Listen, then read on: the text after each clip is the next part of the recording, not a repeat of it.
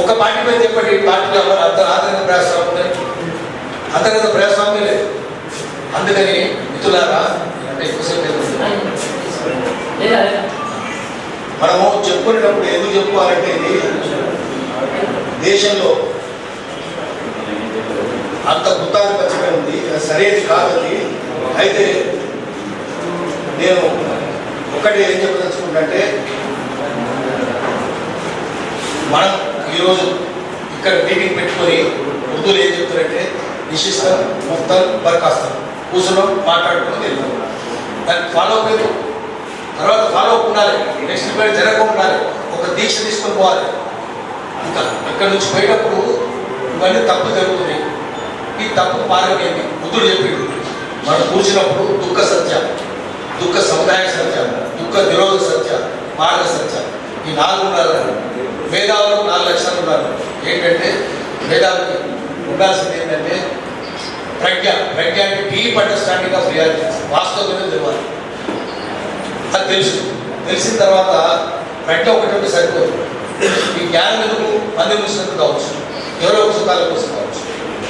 Character ఉండాలి, శీలం ఉండాలి. ప్రజ్ఞ శీలం ఉన్నది, అది పరలోక సుఖాల కోసం కావచ్చు. 2 స్వార్థమే కదా, ఈ 2 కాదు. కర్మ ఉండాలి, కర్మ కూడా ఉంది.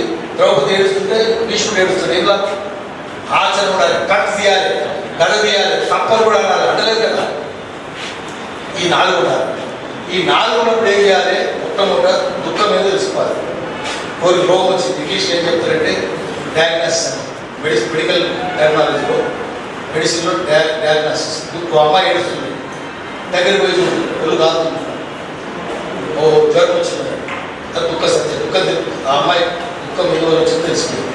చిన్నపిల్ల నోరు లేదు, అది ఏం చేయి, వైరస్ కొంచెం తీసుకొని రక్తం సిరం తీసుకొని పరీక్ష చేసి ఏ వైరస్ వచ్చిందో కనిపెట్టాలి. కరోనా కావచ్చు, డెంగ్యూ కావచ్చు, హెపటైటిస్ కావచ్చు, ఏదైనా కావచ్చు, పలానా రోగం తెలిసింది. దాన్ని దుఃఖ సముదాయ సత్యం. ఇంగ్లీష్లో చెప్పాలంటే ఏటీఆర్జీ, మెడికల్ లాంగ్వేజ్ ఏటీఆర్జీ, ఏఈటీఐ. దాన్ని ఏ డ్రగ్ వస్తే చూడాలి. దాన్ని దుఃఖ నిరోధక సత్యం, ప్రాగ్నాస్. తర్వాత మార్గ సత్యం, ప్రిస్క్రిప్షన్. మార్గం చెప్పాలి కదా. ఇక్కడ నుంచి మనం పోయేటప్పుడు ఈ 4 తెలుసుకొని పోవాలి. ఏం చేయాలి? మనం బుద్ధుడు చెప్పినాయి, 4 కూడా బుద్ధుడు చెప్పినాయి, ఏం చెప్పినాయి కాదు. మహానుభావుడు అంబేద్కర్ రాజ్యాంగం రాసిండు, అద్భుతంగా రాసిండు. కానీ అంతకంటే గొప్ప పని ఏం చేసిందంటే అన్ని మతాలు శోధించి వడబోసి అన్నిటికంటే గొప్ప మతం బౌద్ధం అని చెప్పింది. ఎందుకంటే దాంట్లో దయ ఉంది, ప్రేమ ఉంది, కరుణ ఉంది, ఆచరణ ఉంది, మామూలుగా లేదు. నా దృష్టిలో అంబేద్కర్ కంట్రిబ్యూషన్ ఏంటంటే ఆ మతం ఇంత గొప్పదని చెప్పాడు. నేను చెప్పినా కూడా అంబేద్కర్ చెప్తున్నాను. ఆయన మెడికల్ టెర్మినాలజీ కూడా చెప్పాడు. Diagnosis, aetiology, prognosis and prescription, మార్గసత్యం. ఇవి మనం చేసేటప్పుడు ఈ 4 చేసుకుంటూ పోయేటప్పుడే చేసుకుంటూ పోవాలి. ఒక మార్గం చూపించాలి. గద్దర పాటలు కూడా ఉండేది. గద్దరు ఏం చెప్తుండే పాటలు, చివరికి ఏం చెప్తుంది అంతా చెప్తుండే. సిరిమల్లె చెప్పి కింద లక్ష్మమ్మ లక్ష్మమ్మ. చాలా మంది తెలియదు గద్దర పాటలు ఏముండదు. చిన్నపోయి కూర్చున్న ఎందుకమ్మో ఎందుకమ్మ అంటుండే. ఎద్దులే ఒక్కొక్కడి ఎంత చేసి నడుములంటే ఒక దుండవా అని చెప్పి రాస్తుంది. రాసి తేలు పూటలు వేసి లక్ష్మమ్మ లక్ష్మమ్మ, పొలపంతో దొరిన వాళ్ళు గోడిలో లక్ష్మమ్మ లక్ష్మమ్మ రాసి చివరికి ఏమనుకుంటే ఇదంతా చేసినావు, ఎంత ఏడ్చావు, ఏమని ఏడ్చావు, ఏడ్చినా తుడిచినా ఏమి సాధించావు, ఏం చేయాలి? అప్పుడు కొమరెల్లి కొండల్లో లక్ష్మమ్మ లక్ష్మమ్మ, నీ కొడుకు కొలిమి రాజేశ్వరు లక్ష్మమ్మ లక్ష్మమ్మ, కొడవలూరులో లక్ష్మమ్మ లక్ష్మమ్మ, నీ కొడుకు తొడలు పోసి పారేవాడు. చివరికి మార్గం చెప్పింది కదా. అట్లా మార్గం ప్రతిదీ మనం కూడా బుద్ధుడు అట్లే చెప్పిండు. అయితే అది హింస కాకపోవచ్చు, బుద్ధుడు హింస చెప్పలేదు, ప్రేమతో చెప్పిండు. అహింస అన్నాడు, శాంతి అన్నాడు. నువ్వు చెప్పాలి.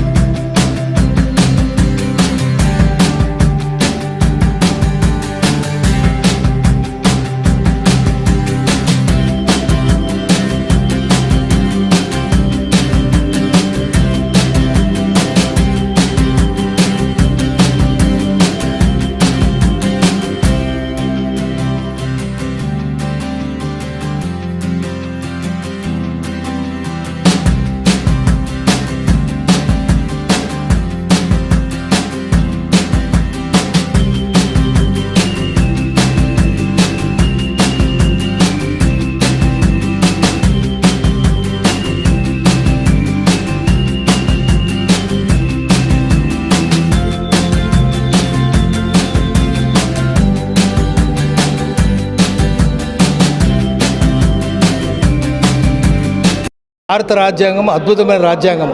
5 ఏళ్ళు చర్చోపచర్చలు జరిపిన తర్వాత దాన్ని ఆమోదించినారు. భారత రాజ్యాంగ రచనా సభలు అందరూ పండితులే. అయితే రాజ్యాంగంలో ఏముందో ఆ అంశాలను ప్రజలకు చేరవేయాలి. చేరవేయడం ఎందుకు కష్టమవుతుందంటే దాని తర్జుమా చెల్లదని చెప్పారు. ఎందుకంటే రాజ్యాంగం రాసినప్పుడు ఏ స్ఫూర్తితో రాసిందో ఆ స్ఫూర్తి తర్జుమాలో ఉండకపోవచ్చు. కానీ ఇప్పుడు ఆర్టిఫిషియల్ ఇంటెలిజెన్స్ వచ్చింది, దాన్ని రకరకాల వ్యాఖ్యానాలు చేసుకుంటూ పోవచ్చు. అందుకని పండితులు కూర్చొని దాన్ని తెలుగులో తర్జుమా చేయాలి. హిందీ తర్జుమా కానీ తెలుగు తర్జుమా కానీ ఏ భాష తర్జుమా చెల్లదు, కోర్టు ఒప్పుకోద్దని. ఎందుకంటే రాసిన వాళ్ళు ఏ స్పిరిట్తో రాసినరో ఆ స్పిరిట్ తర్జుమాలో ఉండకపోవచ్చునండి. ఉదాహరణకు స్పిరిట్ ఈజ్ విల్లింగ్ అన్నారు అనుకోండి, అది ఉత్సాహం ఉరకలేస్తుందని చెప్పొచ్చు. మందు స్పిరిట్ అంటే మందు కూడా అవుద్ది, స్పిరిట్ అంటే భూతం కూడా అవుద్ది, దయ్యం కూడా అవుతుంది. అందుకని ఏ స్పిరిట్తో అన్నారో, స్పిరిట్ అంటే ఏ ఉద్దేశంలో అన్నారో ఆ ఉద్దేశం తర్జుమాలో రాకపోవచ్చు. కానీ ఆర్టిఫిషియల్ ఇంటెలిజెన్స్ వస్తే ఇంకా అన్యాయంగా అవుతుంది కదా. అందుకని పండితులంతా కూర్చొని తర్జుమా చేయాలి. ఇది కూడా ఎందుకు చెప్తున్నామంటే రాజ్యాంగం స్ఫూర్తికి అనుగుణంగా చట్టాలు ఉండాలని చెప్తున్నారు. బిల్లు ఉంటుంది, డ్రాఫ్ట్ బిల్, ముసాయిదా బిల్లు చట్టం, అది పార్లమెంట్ ఆమోదం పొందాలి, అసెంబ్లీ ఆమోదం పొందాలి. అది కూడా ఇంగ్లీష్లోనే ఉంటుంది, తెలుగులో ఉండదు. ఆంధ్రప్రదేశ్ శాసనసభలో, తెలంగాణ శాసనసభలో తెలుగులో ఉండవు, అది ఇంగ్లీష్లోనే ఉంటాయి. ఎందుకంటే రాజ్యాంగానికి అనుగుణంగా ఉండాలని. అయితే రాజ్యాంగం లక్ష్యాలను ప్రజలకు ఎట్లా చేరుతాయి, మామూలు జనానికి ఎట్లా చేరుతాయి? వాళ్ళకి చేరినప్పుడే వాళ్ళు గల్లా పట్టుకొని అడుగుతారు, రాజ్యాంగాలు చెప్పింది ఏంది, మీరు చేస్తుంది ఏంది అని. అందుకని ఏంటంటే ఏదో ఒక పద్ధతిలో కూర్చొని తెలుగులో కూడా దాన్ని తర్జుమా చేయాలి. 10 కోట్ల మంది తెలంగాణలో, ఆంధ్రలో 10 కోట్ల మంది తెలుగు వాళ్ళకి అర్థమయ్యే విధంగా ఉండాలి. అది ఇంగ్లీష్లో కూడా హై ఫ్లోన్ ఇంగ్లీష్ ఉంది, చాలా పండితులు రాసిన ఇంగ్లీష్ ఉంది. అది మామూలు సింపుల్ ఇంగ్లీష్ కాదు అది. కానీ ఏదో పద్ధతిలో అయితే చేయాలి, లేకపోతే ఇప్పుడు ఆర్టిఫిషియల్ ఇంటెలిజెన్స్ వచ్చింది, ఇదే అసలు తర్జుమా అని చెప్పి ప్రమాదం కూడా ఉంది. దాన్ని చూస్తున్నాం కదా, ఆర్టిఫిషియల్ ఇంటెలిజెన్స్లో ఎన్ని ప్రమాదాలు జరుగుతున్నాయి. ఇప్పటికే ఒకరి ముఖం ఇంకోరు పెట్టి రకరకాల చేస్తున్నారు. అందుకని ప్రజలు మోసపోకుండా చూసుకోవాలి ఒకటి. రెండవది రాజ్యాంగం అది అప్పుడు ఏమవుతుందంటే ప్రజలే దాన్ని అమలు అయ్యేటట్టు చేస్తారు. ఇది ఇట్లా ఉంది, మీరు ఇట్లా ఎందుకు చేస్తున్నారని అడుగుతారు. అందరికీ సమాన హక్కులు ఉండాలని అడుగుతారు. సమాన హక్కులు లేవు, ఎందుకు లేవు? స్త్రీలకు కూడా సమాన హక్కులు ఉండాలి, దళితులకు ఉండాలి, ఆదివాసులకు ఉండాలి. అది ఎందుకు లేదు? 5th షెడ్యూల్ అమలైతే లేదు. 5th షెడ్యూల్ జయరాం రమేష్ తీసుకొచ్చేసిన ఫారెస్ట్ రైట్స్ యాక్ట్, అది అమలు కాకపోతే చెంచులు గోండులు అడగాలి. చెంచులు గోండుల తరఫున దళితులు అడుగుతారు, పేదోళ్ళు అడుగుతారు. అది అమలైతే లేదు, 5th షెడ్యూల్ అమలే అయితే లేదు. తర్వాత రాజ్యాంగ స్ఫూర్తి ప్రకారం ఏంటంటే India is federation of federations, సమాఖ్య రాజ్యాంగ స్ఫూర్తి ఉండాలి. అసలు ఢిల్లీ వాళ్ళు ఎవరైనా రాష్ట్రాన్ని సంప్రదిస్తున్నారా? తెలంగాణ సంప్రదిస్తున్నారా? ఆంధ్రాన్ని సంప్రదిస్తున్నారా? కర్ణాటక సంప్రదిస్తున్నారా? ఏ సంప్రదింపు లేవు. ఢిల్లీలో కూర్చున్న వాళ్ళు జోకర్లు అయిపోయారు. వాళ్ళు ఢిల్లీ యమునా అవతల ఏముందో తెలియదు, కాంగ్రెస్ పార్టీకి తెలియదు, భారతీయ జనతా పార్టీకి తెలియదు. యమునా పార్ అంటారు, ట్రాన్స్ యమునా తెలియదు. అసలు దేశంలో ఎన్ని టైం జోన్స్ ఉన్నాయో కూడా తెలియదు. ఎందుకంటే నార్త్ ఈస్ట్లో ఇక్కడ 4 అవుతుంటే అక్కడ చీకటి పడుతుంటుంది, 6 అవుతుంటుంది. ఇక్కడ ఇంకా 4 అవుతుంటుంది, అక్కడ తెల్లారిపోతుంది. సో టైం జోన్ కూడా ఒకటే గడియారం పెట్టింది. మీరు సింపుల్ భాషలో చెప్తున్నా, ఒకటే గడియారం పెట్టింది. టైం జోన్ మీకు తెలియదా? ఇంకా భాష ఏం తెలుస్తుంది, జాతులు ఏం తెలుస్తుంది? అందుకని ఢిల్లీ వాళ్ళను గట్టిగా అడగాలంటే, నిలదీయాలంటే అవి తెలుగులోకి, భారతీయ భాషలోకి తర్జుమా కావాలి. ఆ స్ఫూర్తిని సింపుల్ భాషలో, జనానికి అర్థమైన భాషలో జనం దగ్గర తీసుకొని పోవాలంటే దానికి చిత్తశుద్ధి ఉండాలి. ఎమ్మెల్యేలకు, ఎంపీలకు వాళ్ళందరికీ చిత్తశుద్ధి ఉండాలి. జనం దగ్గర తీసుకొని పోవాలనాలి. అప్పుడు జనం చైతన్యవంతులై ఆ హక్కులు ఇవి అని అడుగుతారు. జనానికి హక్కులు తెలియడం కోసం ఏదో విధంగా చట్టాన్ని సవరించైనా సరే దాన్ని గిట్టాలని తెలుగులో అయ్యేటట్టు, రాజ్యాంగం కాపీలు కూడా తెలుగులో ఉండేటట్టు చేయాలి. లేకపోతే ఇంగ్లీష్ కాపీలే ఉన్నాయి, తెలుగు ప్రతులు లేవు, కన్నడ ప్రతులు లేవు, తమిళ ప్రతులు లేవు, ఉర్దూ ప్రతులు కూడా లేవు. అట్లా ప్రతులను కూడా జనం భాషలో తర్జుమా చేసి జనానికి అందుబాటులోకి రాజ్యాంగాన్ని తీసుకొని రావాలి. ఈరోజు తెలంగాణ చైతన్య వేదిక ఆధ్వర్యంలో 75 వసంతాల భారత రాజ్యాంగం, స్వేచ్ఛ, సమానత్వం, సవాళ్ళు అనే సదస్సుని ఈరోజు నిర్వహించడం జరిగింది. ఈ ఉన్నటువంటి సమాజంలో రాజ్యాంగం యొక్క విలువలు పెంపొందించడం కోసం, రాజ్యాంగాన్ని పరిరక్షించుకోవాల్సినటువంటి అవసరం గురించి తెలియజేయడం కోసం ఈ సదస్సు నిర్వహించాం. ఈ సదస్సు ద్వారా రాజ్యాంగం యొక్క విలువలు సమాజానికి తెలిసి ఈ సమాజం బలోపేతం అవుతుందని, రాజ్యాంగం ద్వారా మనకు సంక్రమించినటువంటి హక్కులు ఏమిటి, రాజ్యాంగం ద్వారా మనకు ఉన్నటువంటి బాధ్యతలు ఏమిటి అన్నది సమాజానికి తెలియడం కోసం, ఆ తరువాత ఈ రాజ్యాంగాన్ని పరిరక్షించాల్సినటువంటి బాధ్యతని మన భుజస్కంధాల మీద ఏ విధంగా వేసుకోవాలి, ఏ రకంగా ప్రణాళికాబద్ధంగా పోవాలి, రాజ్యాంగం సంక్షోభంలో ఉన్నది, ఈ సంక్షోభం నుంచి గట్టెక్కించాల్సినటువంటి బాధ్యత మనందరి మీద ఉందని ఆలోచించి ఇవాళ తెలంగాణ చైతన్య వేదిక ఈ సదస్సుని నిర్వహించింది. థ్యాంక్ యూ వన్నెల. విషయంలో ప్రముఖ జర్నలిస్ట్, సామాజిక ఉద్యమకారులు అన్న పాశం యాదగిరి గారు విచ్చేసి తన అమూల్యమైనటువంటి సందేశంతో మమ్మల్ని అందరినీ సమావేశాన్ని జాగృతపరిచారు. అలాగే కూరపాటి వెంకటనారాయణ సార్ ప్రొఫెసర్ వారు కూడా విచ్చేసి, రిటైర్డ్ ప్రొఫెసర్ వారు కూడా విచ్చేసి అద్భుతమైన ప్రసంగంతో మమ్మల్ని ఉత్తేజపరిచారు. అలాగే తెలంగాణ వికాస సమితి రాష్ట్ర ప్రధాన కార్యదర్శి ఎర్రోజు శ్రీనివాస్ గారు విచ్చేసి తమ అమూల్యమైన సందేశంతో సమావేశాన్ని ఉత్తేజపరిచారు. ఈ రకంగా